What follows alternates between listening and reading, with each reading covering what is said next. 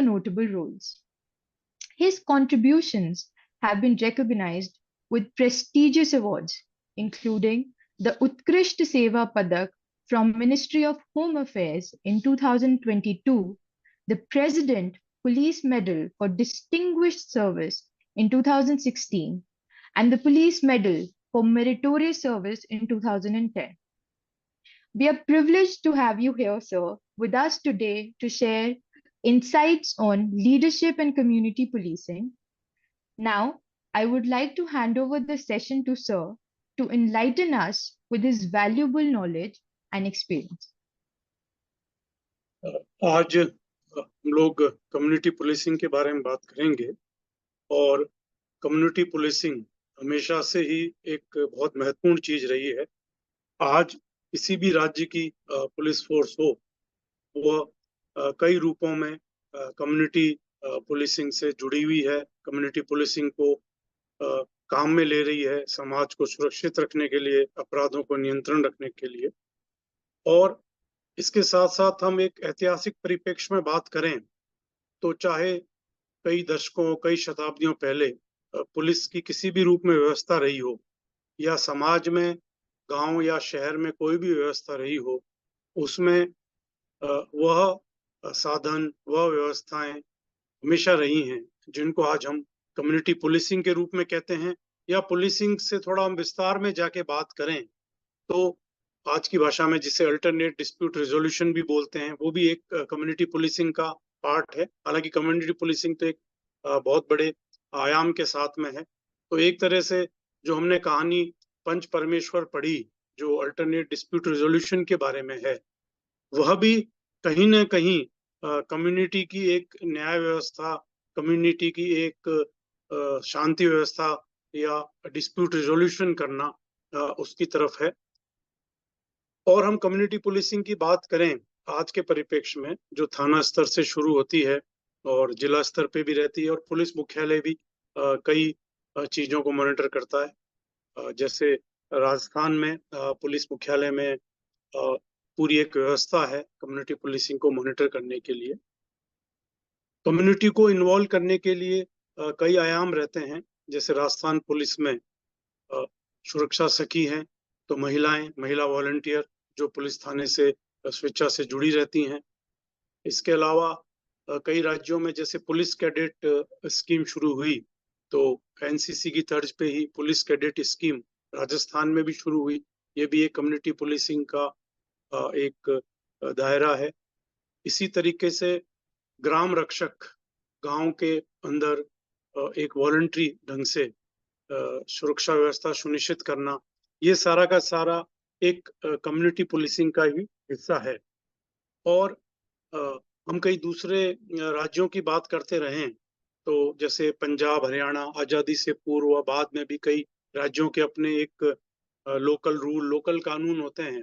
तो जैसे हमको पढ़ाया भी जाता था कि टीकरी पहरा, मतलब वॉलंटियर रूप से गांव में यदि कोई अपराध है या कोई समस्या है तो गांव से ही वॉलंटियर पुलिस का सहयोग करते हुए अपने पहरेदारी करते हैं, सुरक्षा व्यवस्था सुनिश्चित करते हैं।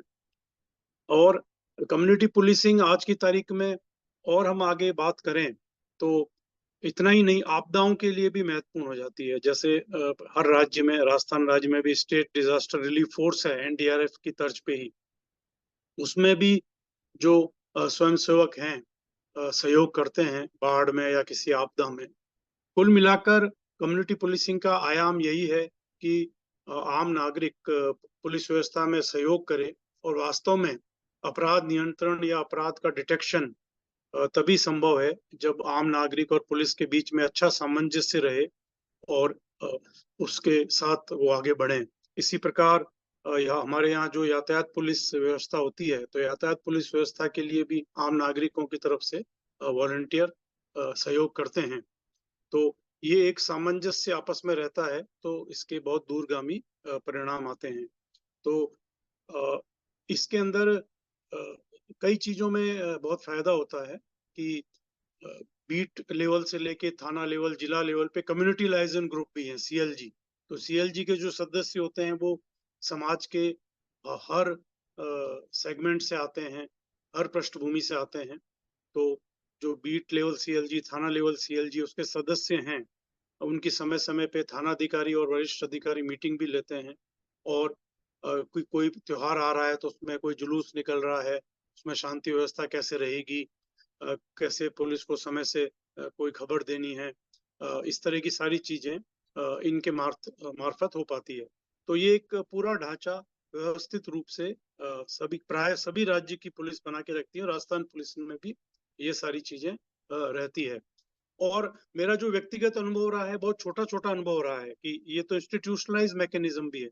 जैसे मैं 1996 से 1998 बहुत पहली पोस्टिंग पे था मैं, डीवाईएसपी के इक्विवेलेंट जो होता है एएसपी, सीओसिटी, भीलवाड़ा सिटी था। तो भीलवाड़ा शहर काफी नई कॉलोनियां बस रही थी, उसका काफी विस्तार हो रहा था। तो कुछ बाहरी कॉलोनियों में रात के वक्त चोरी डकैती इस तरह की समस्या काफी ज्यादा थी। तो संसाधन किसी भी थाने के सीमित रहते हैं, तो उस समय हमने कॉलोनी के हिसाब से गश्त करना शुरू किया। कई बार मैं भी गश्त चेकिंग में ही नहीं रहा, बल्कि साथ में भी रहा वॉलंटियर्स के। तो मैंने देखा कि उससे एक बहुत सुरक्षा व्यवस्था सुनिश्चित होती है। कहने के लिए बहुत छोटी सी चीज है, पर इसके बहुत दूरगामी परिणाम सामने आते हैं।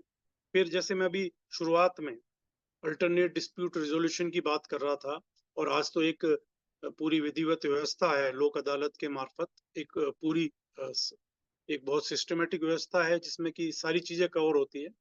पर मैं ग्रामीण पृष्ठभूमि के हिसाब से बताऊं कि मैं एसपी ग्रामीण जयपुर था 2004 से 2007। तो प्राय गांव में खेतों के बीच में से रास्ते का विवाद है, बहुत तरह के ऐसे विवाद होते हैं। या जैसे दो भाइयों के बीच में है, खेत के किस तरफ का हिस्सा उसको मिलेगा, इसका विवाद, रास्ते का विवाद। कई बार और भी कई तरह के विवाद गांव में रहते हैं, जो कई बार मूलभूत से पुलिस समस्या नहीं होके उनमें कुछ रेवेन्यू विभाग से संबंधित भी होता है, और भी कुछ चीजें उनसे जुड़ी रहती है। तो हमने एक मिलाप अभियान चलाया था जयपुर ग्रामीण में, जिसको इंडिया टुडे ने भी काफी अच्छा एक ऑफ ट्रैक में प्रकाशित किया था, तत्कालीन इंडिया टुडे के अंदर भी। तो हमारा एक छोटा सा एक नारा था कि रहे मिलाप दूर संताप, मिलाप अभियान। तो उसके अंतर्गत हमने रेवेन्यू विभाग और जनप्रतिनिधियों और सबके सहयोग से काफी ऐसे विवाद हल किए थे। कई 40-40, 50-50 साल पुराने रास्ते के विवाद थे, जिनको लेकर लड़ाई झगड़े हो रहे हैं, फौजदारी के मुकदमे कायम हो रहे हैं, कई प्रकार की ऐसी चीजें चल रही है। तो ये भी एक तरह से कम्युनिटी पुलिसिंग का ही एक इसमें आयाम रहता है। इसी तरह से कम्युनिटी पुलिस में हर चीज जुड़ती है। जैसे हमारे ग्रामीण रोड होती है, वहां पे बैलगाड़ी ट्रैक्टर जाता है, उसके पीछे रिफ्लेक्टर नहीं लगा रहता। रिफ्लेक्टर केवल इतनी छोटे से कारण से कई बार मोटरसाइकिल सवार या कोई दूसरी गाड़ी से दुर्घटना हो जाती है। तो इसके बारे में अवेयरनेस करना, या ग्रामीण इलाकों में हेलमेट के लिए अवेयरनेस कम है, तो यहाँ पे जो सीएलजी के सदस्य होते हैं, कम्युनिटी लाइजन ग्रुप के सदस्य होते हैं, वो ऐसी चीजों के लिए काफी मोटिवेट करते हैं। फिर सीएलजी के मार्फत से कई बार त्योहारों वगैरह के समय सांप्रदायिक सौहार्द रखना है, शांति व्यवस्था सुनिश्चित करनी है, ये सब बातें हो पाती है।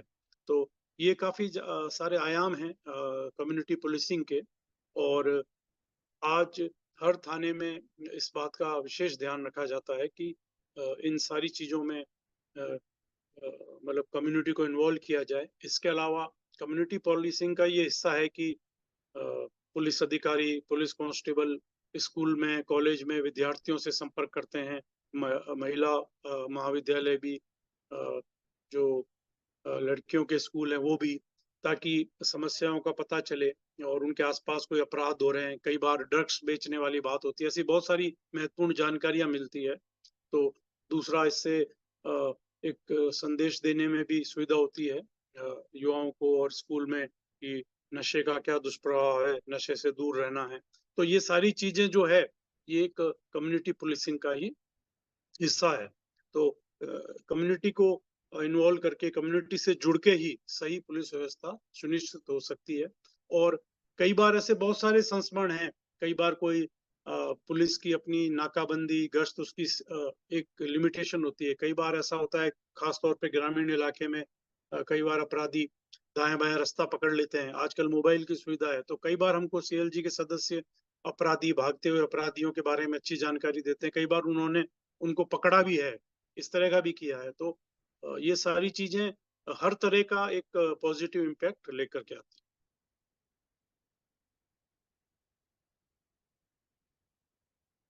तो ये खास बिंदु यही थे। आपके कोई प्रश्न हो तो आप बता सकते हैं। सर, जैसे हमने सबसे पहले तो आपने इनिशिएटिव्स के बारे में बात की, तो that was very good sir. और हमारे कुछ क्वेश्चंस हैं जो हमें हमारे पार्टिसिपेंट्स से मिले हैं। So the question they wanted to ask is कि आईपीएस ऑफिसर्स को क्या चैलेंजेस फेस करने पड़ते हैं जब उनको कोई भी ऐसे इनिशिएटिव लॉन्च करना होता है, जैसे आपने मेरे को मिलाप अभियान के बारे में आपने हम सबको बताया। तो आईपीएस ऑफिसर्स को क्या चैलेंजेस आते हैं कम्युनिटी पॉलिसिंग करने के लिए? देखिए, कम्युनिटी पुलिसिंग में मेजर कोई चैलेंजेस पर से नहीं आते, क्योंकि जैसा मैंने पहले कहा कि कोई भी कम्युनिटी इवॉल्व होती है तो शताब्दियों पहले भी और दशकों पहले भी किसी न किसी रूप में कम्युनिटी आउटरीच, प्रशासन की, पुलिस की, जो भी व्यवस्था है उसकी रहती है हमेशा। तो और कम्युनिटी खुद भी समझती है इस चीज को कि वो भी एक इम्पोर्टेंट स्टेक होल्डर है, तो कानून व्यवस्था बनाने में, अपराध नियंत्रण में उसको पुलिस का सहयोग करना है। और ये बात रिपीटेडली कही भी जाती है। इसमें चैलेंजेस कहें या सावधानियां कहें, वो ये प्रमुख रहती है कि जैसे आपने कम्युनिटी लाइजन ग्रुप बनाया तो आपको अच्छी तरह तसल्ली करनी चाहिए कि उसका कोई सदस्य आपराधिक रिकॉर्ड का नहीं है, उनकी गतिविधियां संदिग्ध नहीं है, ताकि जो हमारा पर्पज है वो पॉजिटिव डायरेक्शन में नहीं जाके नेगेटिव डायरेक्शन में जाने लग जाए। तो इसलिए जो मूलभूत चीजों का ध्यान रखना पड़ता है। अन्यथा दूसरा एक चैलेंज ये जरूर रहता है कि डे टू डे पुलिसिंग में जो बेसिक पुलिसिंग है वो भी काफी चीजों में थानों का समय ले लेती है। तो पुलिस थानों को काफी मोटिवेट रखना पड़ता है, और कि इसके लिए कम्युनिटी पुलिसिंग के लिए भी समय निकालें, और इसका जो स्ट्रक्चर है इस दिशा में लगातार प्रयास करते रहें। अन्यथा अन्य कोई मेजर चैलेंज ऐसा नहीं रहता। Thank you sir. सर, जैसे आपने बोला कि जहाँ पे आप थे वहाँ टेक्नोलॉजी लैक कर रही थी, बट उन जगहों के लिए जहाँ पे टेक्नोलॉजी यूज करते हैं लोग, लोगों के पास नॉर्मल मोबाइल फोन्स रहते हैं, तो मतलब आपको लगता है कि टेक्नोलॉजी को हम यूज करेंगे तो कम्युनिटी पुलिसिंग में फायदा होगा, कि वो एडवांटेजियस रहेगा हमारे लिए? तो इसके ऊपर आपके क्या ओपिनियन है? नहीं, आपका बिल्कुल सही कहना है कि टेक्नोलॉजी एक बहुत चीज़ों को सुगम बनाएगा और अच्छा करेगा। तो जैसे आज के जो नए एसपीज हैं वर्तमान में जो जिलों में काम कर रहे हैं, तो जैसे नेबरहुड वॉच स्कीम है। नेबरहुड वॉच स्कीम का मतलब ये है कि जैसे कोई पड़ोसी कुछ दिन घर का ताला लगा के गया है या कहीं ग्रीष्म अवकाश पे गया है तो उसके घर में वारदात नहीं हो जाए। दूसरा, अन्यथा भी डे टू डे अपने नेबर से संपर्क रखें, पता रखें। आजकल खास तौर पे बड़े शहरों में होता है, कई बार किसी को पता भी नहीं होता मेरे पड़ोस में कौन रह रहा है, या नेबर कोई संदिग्ध लग रहा है तो पुलिस को सूचना दे रहे हैं। तो अ, इस तरह से कई एप्स भी डेवलप हुए हैं, या जैसे जिसके मार्फत से बुजुर्ग लोग हैं उनका रजिस्ट्रेशन बीट कांस्टेबल के पास रहता है। तो ऐसे कई ऐप इस और बनाए गए हैं जो मोबाइल फ्रेंडली हैं, जिन पे जो सीनियर सिटीजन हैं उनका रजिस्ट्रेशन होकर के संबंधित बीट कांस्टेबल को पता रहता है, वो समय समय पे सीनियर सिटीजन्स को संभालता रहता है, जिससे नेबरहुड वॉच स्कीम ढंग से लागू हो सकती है। इसी तरह से कि जो किसी भी प्रकार का वेरिफिकेशन करना है या कोई चीज संदिग्ध देखी है किसी ने भी, सीएलजी सदस्य ने भी या बीट के भी सीएलजी सदस्य ने, तो वो कहाँ रिपोर्ट कर सकता है। और इसी तरह से आज की तारीख में राजस्थान पुलिस की जो वेबसाइट है उस पे हर जगह के बीट सीएलजी के, थाना सीएलजी के सदस्यों का नाम, मोबाइल नंबर बड़ा ट्रांसपेरेंट वे में रिफ्लेक्ट होता रहता है। और उसमें व्यवस्था भी है कि पीरियोडिकली इनको चेंज किया जाएगा, तो वो अपडेट किया जाता है। तो इस प्रकार से टेक्नोलॉजी का तो अपने आप में बहुत फायदा है कम्युनिटी पुलिसिंग को लागू करने की। Thank you sir. तो जैसे आपने यंग ऑफिसर्स की बात करी, तो आपके पास कोई advice for the young officers and also जो यूपीएससी एस्पिरेंट्स हैं, समथिंग के उनको भी मोटिवेट करने के लिए कि उनको भी कम्युनिटी पुलिसिंग को इनिशिएटिव्स लेके आने चाहिए, इनकरेज करना चाहिए अपने एरियाज में, समथिंग, कुछ आपका ओपिनियन इसके ऊपर? और देखिए, नए ऑफिसर्स भी सारी समय की परिस्थिति को समझ के उसके हिसाब से कार्य कर रहे हैं। पर कम्युनिटी पुलिसिंग के परिप्रेक्ष्य में बात की जाए तो जितना ज्यादा चाहे शहरी इलाका हो चाहे ग्रामीण इलाका हो, जितना ज्यादा अपने इलाके में मूवमेंट करेंगे, नाइट होल्ट करेंगे, लोगों से बातचीत करेंगे, समय निकाल के उनसे बातचीत करेंगे, उनका कॉन्फिडेंस अर्न करेंगे, तो कम्युनिटी पुलिसिंग उतनी ही अच्छी होगी। न केवल इससे जो बेसिक कॉन्सेप्ट्स हैं कम्युनिटी पुलिसिंग के, जो पुलिसिंग की स्कीम का प्लान है, जो पीएचक्यू के डायरेक्शंस हैं, उसके अलावा उनके अपने इंफॉर्मेंट्स डेवलप होंगे इलाके में, और उनको बहुत अच्छी इंफॉर्मेशंस मिलेगी क्राइम के बारे में, समस्याओं के बारे में, कहीं ड्रग्स की प्रॉब्लम है, कहीं और क्राइम है। तो कम्युनिटी आउटरीच काफी रखनी चाहिए। और जो कितना भी टेक्नोलॉजी का एडवांसमेंट है उसका अपना एक फायदा है कम्युनिकेशन में, परंतु ह्यूमंस की जो बेसिक साइकोलॉजी है और ह्यूमंस का आपस में जो कांटेक्ट है, जितना मिलजुल करके होता है, जितना आपस में संवाद करके होता है, फॉर्मल और इनफॉर्मल इवेंट्स करके होता है, उससे उसका कोई दूसरी चीज मुकाबला नहीं कर सकती। तो इसको दूसरे परिप्रेक्ष्य में कहें कि आज टेक्निकल इंटेलिजेंस है और ह्यूमन इंटेलिजेंस भी है। तो ह्यूमन इंटेलिजेंस वाला जो पार्ट है वो कम्युनिटी पुलिसिंग के समकक्ष जो चीजें हैं, जो कम्युनिटी में मिलना है, गांव में नाइट होल्ड करना है, गांव में सब तरह के लोगों से संपर्क रखना है, वो उससे आएगा। और कई जगह ऐसा होता है कि टेक इंट नहीं है तो ह्यूमन इंट बहुत क्रूशियल हो जाती है। मैंने अपने एक्सपीरियंस में भी देखा है कि कई बार बहुत पिन पॉइंटेड क्राइम के बारे में अच्छी इंफॉर्मेशन मिलती है यदि हमारे पास अच्छी ह्यूमन इंटेलिजेंस हो। तो न केवल खुद को भी, यंग ऑफिसर्स को ये करना चाहिए, बल्कि अपने जो सबॉर्डिनेट्स हैं, सब लोग, उनकी टीम के जो सदस्य हैं, सबको इसके लिए एनकरेज करना चाहिए। Thank you sir. सर, एक क्वेश्चन हमारे पास है कि जो यूथ है, यूथ आजकल इंगेज होना चाहता है into politics, B it society, responsible citizen बनना चाहता है। तो सर, यूथ के लिए आपके पास कुछ एडवाइस है कि यूथ कैसे अपने आप को कम्युनिटी पुलिसिंग में लेकर आ सकता है, इनिशिएटिव्स ले सकता है, और लीडरशिप तो चलो अभी दूर की बात है, बट पार्टिसिपेट कैसे कर सकता है? देखिए, जो यूथ है, ऑलरेडी मैं जो अपने इर्द गिर्द देखता हूँ, काफी पॉजिटिव चीजों से जुड़े हुए हैं। जो समाज की अ, आवश्यकताएं हैं या समाज की जरूरत है, और उसमें यदि पुलिसिंग का डायमेंशन जोड़ें, या पुलिसिंग की बजाय समाज की सुरक्षा का, अपराध के कंट्रोल का डायमेंशन जोड़ें, तो उसमें भी यूथ इन्वॉल्व होता है। यदि वो पुलिस स्टेशन के मार्फत जुड़ना चाहता है तो उसको संबंधित पुलिस थाने में संपर्क करना चाहिए। अपने आप को, जैसे वो किसी भी स्तर के कम्युनिटी लाइजन ग्रुप का मेंबर बनाना चाहते हैं, जैसे राजस्थान में जो व्यवस्था है, तो सीएलजी ग्रुप में सब तरह के लोग होते हैं, तो उसमें यूथ यूथ भी होते हैं। तो जो अपनी तरफ से प्रोएक्टिवली आएंगे तो बिल्कुल पुलिस ऑफिसर्स उनको उनके साथ में जोड़ेंगे। यदि वो ग्रामीण बैकग्राउंड के हैं तो ग्राम रक्षा दल में भी जुड़ सकते हैं, वो भी एक वॉलंटरी मैकेनिज्म है। और इसके अलावा जो यूथ मतलब थाने को साथ में लेकर के भी, पुलिस को साथ में लेके भी, अन्यथा भी जो ड्रग्स की समस्या है, नशे पते की समस्या है, इसमें काफी कंट्रीब्यूट कर सकता है अवेयरनेस के मार्फत। वो अपने इर्द गिर्द जो यूथ को देखता है या बच्चों को देखता है जो किसी भी प्रकार के नशे में इन्वॉल्व हो रहे हैं या उस तरफ जाने की संभावना है, तो उनको क्रिएटिव चीजों में लगाए, जैसे स्पोर्ट्स है, दूसरी चीज है। तो ये सारी चीजें सोसाइटी में यदि बढ़ेंगी, स्पोर्ट्स बढ़ेंगे, खेल कूद बढ़ेगा, तो अच्छी चीजों की तरफ ध्यान जाएगा। तो इस तरह से यूथ काफी चीजें हैं, उनको कर सकते हैं।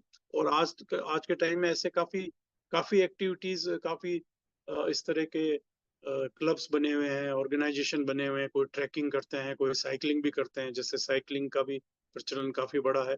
दूसरा, जो अंडर प्रिविलेज्ड हैं उनको पढ़ाने का काम है। आज के टाइम में शिक्षा से बड़ा एम्पावरमेंट का कोई भी चीज नहीं हो सकती। उसका तो शिक्षा को बढ़ाने में उनको योगदान देना चाहिए और उनको अच्छा लगेगा। तो अ, इस तरह का भी वॉलंटरी काम उनको करना चाहिए। आज क्या होता है कि स्कूल की पढ़ाई के अलावा भी कई बच्चों को मैथ्स में या अदरवाइज सपोर्ट करना होता है, तो किसी भी प्रकार का कंस्ट्रक्टिव काम करेंगे, कोई रीडिंग रूम है, कोई लाइब्रेरी है, और इस तरह की बहुत सारी चीजें हैं, उनसे जुड़ सकते हैं। और कम्युनिटी पुलिसिंग के जो मैंने आयाम पहले बताए, उनसे काफी जुड़ सकते हैं। ड्रग्स का जो इशू है वो काफी चिंताजनक इशू है। तो इसमें बहुत कुछ है करने को। तो और इसमें कई बार वो अच्छी खबर भी दे सकते हैं, बिल्कुल सीक्रेटली पुलिस को इंफॉर्मेशन भी दे सकते हैं ड्रग पेडलर्स के बारे में, दूसरी चीजें। और एक अभी जैसे अभी एनवायरनमेंट है, ग्लोबल वार्मिंग है, ये भी चैलेंजेस हैं। अभी जैसे अभियान भी चल रहा है कि एक पेड़ माँ के नाम। तो अपने आसपास कहीं पार्क में, ग्रामीण इलाके में, तो खेत में, स्कूल में पेड़ लगाएं और उसको, एक पेड़ को भी बड़ा करेंगे तो एक बहुत बड़ा कंट्रीब्यूशन है। तो ऐसे बहुत सारे कंस्ट्रक्टिव काम हैं करने के लिए, या ट्रैफिक सेफ्टी के लिए करने के लिए बहुत कुछ है। तो इन सब चीजों से यूथ जुड़ सकते हैं। और वास्तव में एक छोटा सा भी काम जो अच्छे दिशा में किया जाएगा, वो अपने पूरी सोसाइटी को बहुत बल देगा। बिल्कुल बिल्कुल sir, we I completely agree with this. Sir, this was all about the question answers round. These were the questions जो हमें अपने participants से मिले थे. So, in the end, अगर आपके पास कुछ आप कहना चाहते हो to all the participants, कुछ message that you want to give to them. अ, जैसा आपने बताया कि आपके ज्यादातर पार्टिसिपेंट्स यंग एज ग्रुप के हैं और कई कंपटीशन की तैयारी भी कर रहे हैं। अ, वर्तमान में जो कई चीजें नई अच्छी भी आई हैं, टेक्नोलॉजी से भी कई अच्छे फायदे हुए हैं। अ, पर साथ के साथ हमको कई चीजों पे स्वयं भी जोर देना चाहिए और अपने आसपास भी देखना चाहिए कि धीरे धीरे क्या है कि बहुत ज्यादा रीडिंग का या राइटिंग का कल्चर थोड़ा कम हो रहा है। मतलब इन जनरल, इंडिविजुअल कई होंगे जो काफी इस पे काम करते होंगे। तो मेरा ऐसा मानना है कि अपने स्वयं भी और अपने आसपास अच्छी बुक्स पढ़ने का, रीडिंग का, ये एक हैबिट डेवलप करें। न्यूज़पेपर्स पढ़ने की हैबिट है। तो इस रूप में अपडेटेड रहने की, मतलब सोशल मीडिया वगैरह के अलावा भी, तो वो एक बहुत ही लॉन्ग टर्म में एक अच्छी चीज रहती है। और दूसरा जो, for the sake of repetition, मैं कहूँगा कि अ, जो ड्रग्स का चैलेंज है, जो ज्यादा सोशल मीडिया के भी कई पॉजिटिव साइड हैं तो कई नेगेटिव साइड्स भी हैं। तो उसको देखते हुए अब अपन देख रहे हैं कि अभी कंट्री में बहुत कम एज ग्रुप में डायबिटीज और दूसरी बीमारियां भी काफी हो रही है। तो अपने आसपास स्पोर्ट्स को, फिजिकल एक्टिविटी को किसी भी रूप में, वॉकिंग है, ट्रैकिंग है, साइकिलिंग है, स्पोर्ट्स हैं, जैसा भी ग्राउंड अवेलेबल है, उसको काफी एनकरेज करना चाहिए और उसमें पार्टिसिपेट भी करना चाहिए। और तीसरी चीज है कि अगेन मैं रिपीट करते हुए कहूंगा कि हमारे यहाँ पे बहुत आसपास अंडर प्रिविलेज लोग होते हैं, तो बच्चे भी होते हैं। तो उनके उनके लिए स्टेशनरी है, उनको पढ़ाना है, उनको सही गाइड करना है, मेंटरिंग करना है।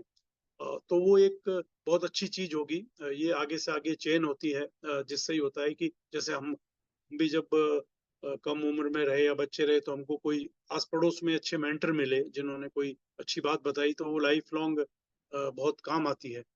और जैसे मैं जब अपने कॉलेज डेज में था, तो विवेकानंद समिति है, वहाँ पे अंडर प्रिविलेज्ड बच्चों के लिए स्कूल भी चलाती थी। तो वहाँ पे हम लोग वॉलंटरी टीचर का भी काम करते थे। और तो इस तरह से यूथ को कुछ अच्छा करते रहना चाहिए, तो उससे उनको खुद को भी बड़ा एक बल मिलेगा और खुद को भी एक बहुत अच्छी डायरेक्शन मिलेगी। तो ये तीन चार की पॉइंट्स है जो मैं कहना चाहूंगा कि बहुत जरूरी है बदलते टाइम्स में। बिल्कुल बिल्कुल agreed sir. So now, ladies and gentlemen, as we conclude this insightful session, I would like to extend my heartfelt thanks to our esteemed speaker, Shri Anil Paliwal, for sharing his invaluable insights and experiences with us today. Sir, your dedication to public service and your leadership in community policing have truly inspired us. I would also express my gratitude to everyone who joined us this evening. A special thanks to the team of Jasol Dialogue. It is through the collective efforts of dedicated individuals like yourselves that we can drive positive change and foster a safer, more inclusive society. So, once again, thank you, sir, for your time and wisdom. We look forward to future opportunities to learn from your vast experience. And to all our participants, thank you for being a part of this enlightening discussion. Let us continue to engage, learn, and contribute to the betterment of our society. Wishing you all a pleasant evening. Thank you. Thank you, Jai Hind. Thank you. Thank you.